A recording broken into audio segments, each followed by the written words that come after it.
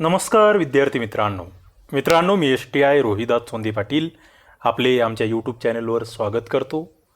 बघा आज आपण भारतीय राज्यघटनेतील भाग 15 बघणार आहोत।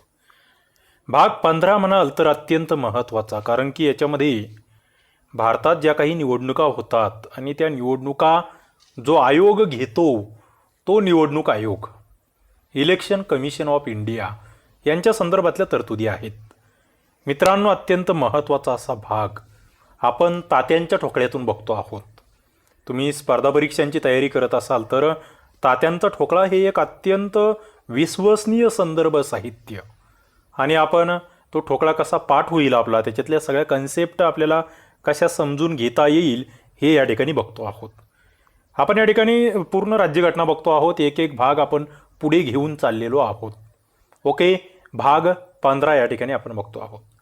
भाग 15 मध्ये निवडणुका आणि निवडणूक आयोग या संदर्भात नेमके कलम कोणकोणते आहेत, तर 324 ते 329 क अशी कलम या ठिकाणी आपल्याला दिसतात। आणि 1952च्या पहिल्याच सार्वत्रिक निवडणुकांपासून महिलांना मतदानाचा अधिकार देणारा भारत हा जगातील पहिला देश आहे। हे अत्यंत महत्त्वपूर्ण आहे, कारण की पहिल्याच निवडणुकीमध्ये महिलांना अधिकार दिलेला आहे आपण मतदान करण्याचा, वोटिंग करण्याचा। ही फार महत्त्वाची बाब आहे,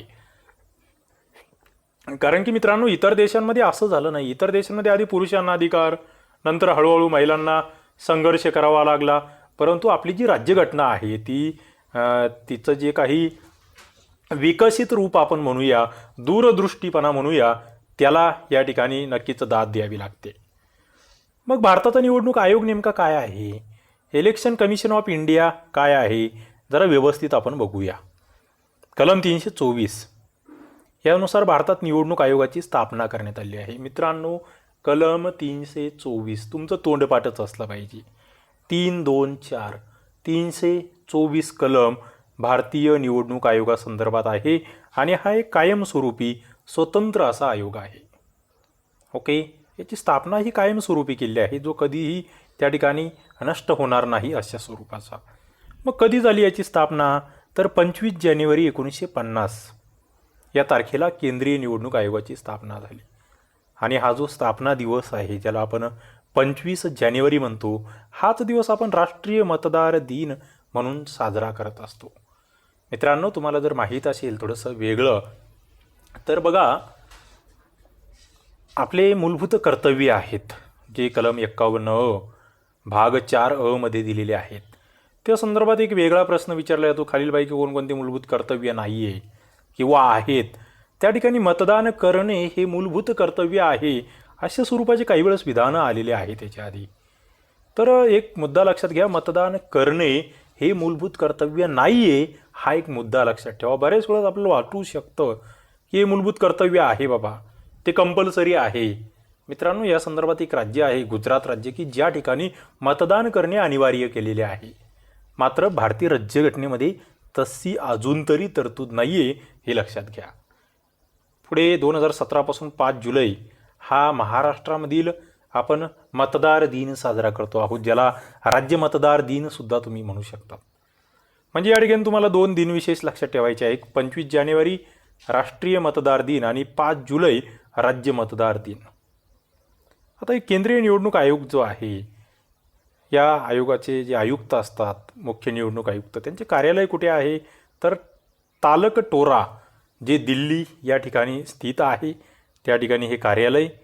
पुढे रचना बघा, नेमकं केंद्रीय निवडणूक आयोगामध्ये कोण कोण असतं, अध्यक्ष, सदस्य, नेमकी रचना कशी आहे, ती कोण निश्चित करतात, हे आपल्याला माहीत असलं पाहिजे। यामध्ये एक मुख्य निवडणूक आयुक्त आहे आणि त्यांना सहाय्य करण्यासाठी काही सहाय्यक निवडणूक आयुक्त असतात। आणि सहाय्यक निवडणूक आयुक्तांची जी संख्या आहे ती राष्ट्रपती, भारताचे जे प्रेसिडेंट आहेत ते निश्चित करणार आहेत। मित्रांनो, हा मुद्दा महत्त्वाचा आहे। सहाय्यक निवडणूक आयुक्तांची संख्या कोण निश्चित करतात, तर राष्ट्रपती। आता आयोगाची जेव्हा स्थापना झाली तेव्हा निवडणूक आयोगावर एकच मुख्य आयुक्त होते, मात्र 1993 पासून आयोगावर 2 सहाय्यक निवडणूक आयुक्त जे आहेत ते नेमले जातात। म्हणजे सध्या एक मुख्य प्लस 2 सहाय्यक निवडणूक आयुक्त। मित्रांनो, ही रचना सध्याच्या परिस्थितीमध्ये, सध्याच्या एक्झाम्समध्ये तुम्हाला नीट लक्षात घ्यायची आहे. आता म्हणजे या निवडणूक आयुक्तांची नेमकी नियुक्ती कोण करतात? तर भारताचे राष्ट्रपती, जे संसदेच्या कायद्यानुसार मुख्य आणि सहाय्यक निवडणूक आयुक्तांची नियुक्ती करतात. कार्यकाल यांचा किती आहे?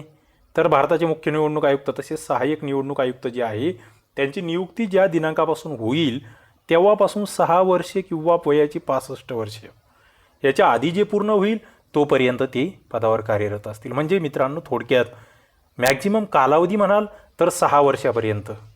मात्र त्यांची रिटायरमेंट जी आहे, त्यांचा पदावधी जो आहे 65 वर्षे वय जर त्यांचं पूर्ण त्याच्या आधीच होऊन गेलं 6 वर्षाच्या आधी, तरीही त्यांना त्या ठिकाणी त्यांचा पदावधी पूर्ण होणार आहे.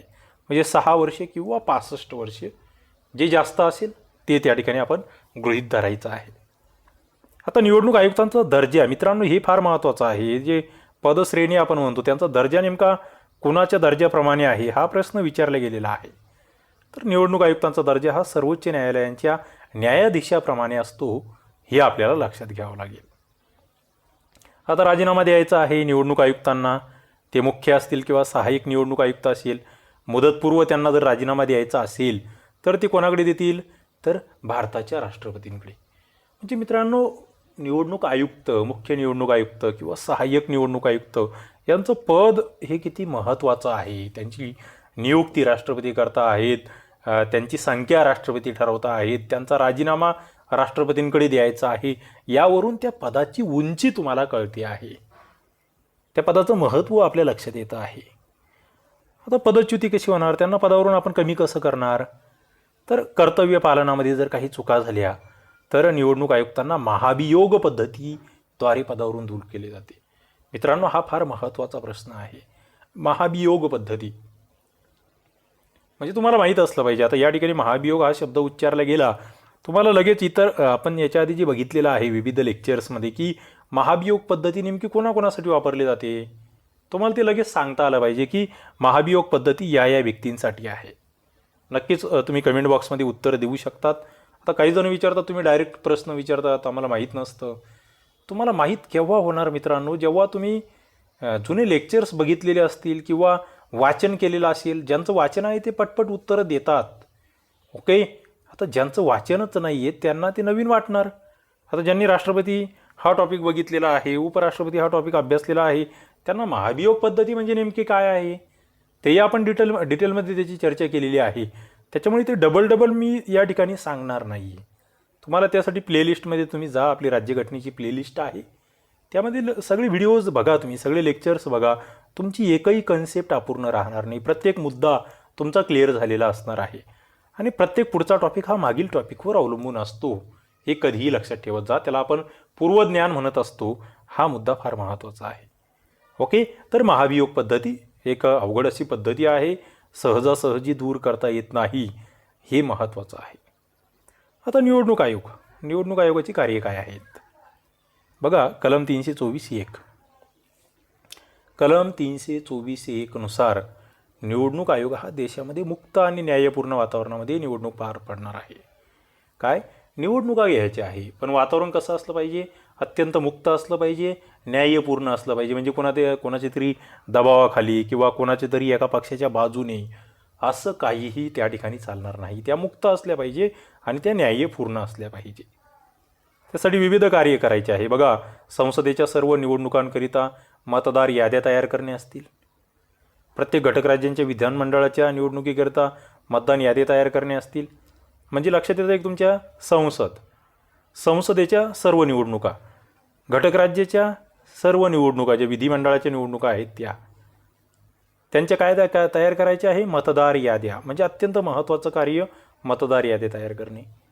पुढे संसद असेल किंवा घटक राज्य यांच्या निवडणुकांचे वेळापत्रक आणि संचालन करणे. कधी त्या निवडणुका असणार आहे त्याचं टाईम टेबल बनवणे, त्याची कार्यक्रम पत्रिका ठरवणे. त्याच्यानंतर राजकीय पक्षांना मान्यता द्यायची आहे, त्यांची मान्यता नाकारायची आहे. राष्ट्रीय निवडणूक आयोग, राष्ट्रपतींची निवडणूक, उपराष्ट्रपतींची निवडणूक यांचे संचालन कोण करणार? केंद्रीय निवडणूक आयोग. पुढे उमेदवार आहेत त्यांना निवडणूक चिन्ह देणे, त्यांच्या अर्जांची छाननी करणे, पुढे मतदारसंघ निश्चित करणे, त्यानंतर सार्वत्रिक निवडणुकाचे अधीक्षण, निदेशन व नियंत्रण करणे, हे सुद्धा काम या ठिकाणी निवडणूक आयोगाचं आहे. उमेदवारांचा निवडणूक खर्च हा फार संवेदनशील मुद्दा असतो बघा. या खर्चाचा ताळमेळ घालणे, त्या विशिष्ट लिमिटमध्ये खर्च केलेला आहे का, जर तो जास्त असेल किंवा खर्च वेळेवर सादर केला नसेल तर त्या ठिकाणी तो उमेदवार अपात्र ठरवला जातो. आणि पुढे अत्यंत महत्त्वाचा मुद्दा तो म्हणजे आचारसंहिता. निवडणूक जवळ आली तेव्हा ती पारदर्शी निवडणूक व्हावी म्हणून आचारसंहिता घालून देणे हे कामसुद्धा निवडणूक आयोगाचं आहे. आता बघा, घटकराज्यांच्या विधानसभा आणि विधान परिषदांच्या निवडणुका ज्या आहेत यासुद्धा केंद्रीय निवडणूक आयोगामार्फत पार पाडल्या जातात. हा मुद्दा इथे का नमूद आहे मित्रांनो? बऱ्याच वेळेस आपल्याला वाटतं की अरे घटकराज्यांच्या निवडणुका आहे म्हणजे राज्य निवडणूक आयोग घेईल, परंतु तसं नाही आहे. राज्य निवडणूक आयोग फक्त स्थानिक स्वराज्य संस्थांच्या निवडणुका घेतात. हा मुद्दा तुम्हाला नीट लक्षात ठेवायचा आहे. म्हणजे ग्रामीण असेल, नागरी असेल, ज्या स्थानिक स्वराज्य संस्था आहे, ज्यांना आपण ग्रामीणला पंचायती म्हणतो, नागरीला नगरपंचायती नगरपालिका म्हणतो, त्यांच्या निवडणुका ज्या आहेत त्या घटकराज्याचा निवडणूक आयोग घेणार आहे. आता बघा, या भारतातल्या ज्या निवडणुका होत आहेत याच्या संबंधातले काही महत्त्वाची कलमं जे तुमचे पाठच असले पाहिजेत. 324, 325, 326, 327. 324मध्ये काय म्हटलेलं आहे तर निवडणुकांचे अधिक्षण, निदेशन, नियंत्रण करण्यासाठी निवडणूक आयोगाची तरतूद कलम 324 नुसार. कलम 325 काय म्हणतं आहे, संसदेच्या तथा राज्य विधिमंडळाच्या निवडणुकांदरम्यान धर्म, वंशीय, जात, लिंग या कारणावरून कोणतीही व्यक्ती मतदार यादीत तिचे नाव समाविष्ट करण्यास अपात्र ठरणार नाही. कलम 326 लोकसभा व घटकराज्यांच्या विधानसभा यांच्या निवडणुका प्रौढ मताधिकाराच्या आधारे संपन्न होतील. ओके मित्रांनो, मुद्दा नीट लक्षात घ्या. 324मध्ये निवडणूक आयोगाची तरतूद आहे. 325मध्ये मतदार यादी आहे. हे पहा, एका शब्दामध्ये कीवर्ड लक्षात घ्या. 325 निवडणूक आयोग, हे 324 निवडणूक आयोग, 325 मतदार याद्या ज्याच्यामध्ये कोणत्याही कारणावरून भेदभाव होणार नाही, आणि 326 प्रौढ मताधिकार. काय प्रौढ मताधिकार, 18+ वय संपन्न आहे ते सगळेजण मतदान करतील. ओके. आणि 1988ची जी 61वी घटनादुरुस्ती आहे याच्यानुसार मतदानाचे वय जे आहे, मतदाराचे वय ते 21वरून 18 वर्ष आपण केलेले आहे. कलम 326 प्रौढ मताधिकार. पुढे कलम 327 आहे, संसदेच्या अथवा राज्य विधिमंडळाच्या ज्या सार्वत्रिक निवडणुका आहे त्यांच्याबाबत संसदेचा अधिकार या ठिकाणी आहे. काय अधिकार आहे तर मतदार याद्या तयार करणे असेल, मतदारसंघाचे परिसीमन असेल, सभागृहे रीतसर स्थापन करण्यासाठी आवश्यक बाबींची पूर्तता असेल. कलम 327 संसदेचा अधिकार आहे, अत्यंत महत्त्वाचा असा अधिकार. पुढे कलम 328 काय म्हणतं आहे, राज्य विधिमंडळाच्या निवडणुकीबाबत तरतुदी करण्याचा राज्य विधिमंडळाचा अधिकार. बघा, 327 आणि 328ची जोडी लावा. 327मध्ये संसदेचा अधिकार आहे, 328मध्ये राज्य विधिमंडळाचा अधिकार आहे. ओके. म्हणजे इथे राज्यातील मतदार याद्या असतील, सभागृहे स्थापन करण्यासाठीच्या तरतुदी असतील 328नुसार. 327 संसद करणार, 328 राज्य करणार. 329मध्ये काय आहे, निवडणुकांमध्ये हस्तक्षेप करण्यास न्यायालयांना प्रतिबंध आहे. कलम 329 नुसार. बघा, ज्या निवडणुका आहेत, निवडणुका संदर्भात मग निवडणूक आयोगाने मतदारसंघाचे परिसीमन केले असेल किंवा जागांचे वाटप केले असेल, या अनुषंगाने कोणत्याही कायद्याला कोणत्याही न्यायालयामध्ये आव्हान देता येत नाही. मित्रांनो, हा निवडणूक आयोगासंदर्भात फार महत्त्वाचा मुद्दा आहे. म्हणजे आयोगाच्या पॉवर्स किती महत्त्वाचे आहे, ज्याला न्यायालयसुद्धा प्रतिबंधित करू शकत नाही, असा हा 329 नुसारचा मुद्दा अत्यंत महत्त्वाचा. पुढे नकाराधिकार, नोटा आपल्याला माहीत असला पाहिजे. नवीन कन्सेप्ट आहे 2013ला. या ठिकाणी वरीलपैकी कोणीही नाही किंवा ज्याला नोटा आपण म्हणतो, नन ऑफ द अबाव हा पर्याय जो आहे त्याच्यानुसार एखादी व्यक्ती आहे ती कोणालाच मतदान करणार नाही, तिला मत नाकारण्याचा अधिकार त्या ठिकाणी प्रदान करण्यात आला. 2015ला हे चिन्ह स्वीकारण्यात आलं. ते अहमदाबादच्या नॅशनल इन्स्टिट्यूट ऑफ डिझाईन या संस्थेचे तंत्रज्ञ तरुणदीप गिरीधर व त्यांच्या सहकार्यांनी तयार केले होते. पुढे व्ही व्ही पॅट प्रणाली आहे. तुम्ही बघत असाल आता लेटेस्टमध्ये ही प्रणाली खूप मोठी त्या ठिकाणी चर्चेत आहे. 2010 रोजी नियुक्त समितीने या प्रणालीची शिफारस केली होती. यामुळे मतदारांना आपले मत योग्य प्रकारे नोंदले की नाही हे कळेल, म्हणजे त्यांना पावती मिळेल त्याची. मी बाबा या पक्षाला या उमेदवाराला मत दिलं, माझी पावती दिसणार त्या व्हीव्हीपॅट यंत्रामध्ये. Okay, voter verified paper audit trial, ज्याला मतदाराची पडताळणी पावती म्हटलं गेलं. व्हीव्हीपॅट ही सध्या आपण अंमलात आणतो आहोत. तुम्ही मतदान केलं असेल तर तुम्हाला लक्षात येईल, आपण मतदान केल्याबरोबर एक बॉक्स असतो, त्या मशीनमधून तुम्हाला आपलं मतदान ज्या पक्षाला झालं आहे, ज्या उमेदवाराला झालं आहे, तो उमेदवार आणि त्याच्यापुढे त्या पक्षाचं चिन्ह अशा स्वरूपाची ती पावती पडते. ओके, ती व्हीव्हीपॅट प्रणाली. तर अशा पद्धतीने केंद्रीय निवडणूक आयोग आणि त्याच्या संदर्भातल्या तरतुदी आपण या ठिकाणी बघितल्या. नक्कीच अत्यंत माहितीपूर्ण असा हा व्हिडिओ तुम्हाला आवडला असेल तर लाईक करा, आपल्या मित्रांना शेअर करा आणि तुम्ही नवीन असाल तर चॅनलला सबस्क्राईब करून नोटिफिकेशन बेल या ठिकाणी क्लिक करून ठेवा. चला या ठिकाणी आपण थांबूया. धन्यवाद.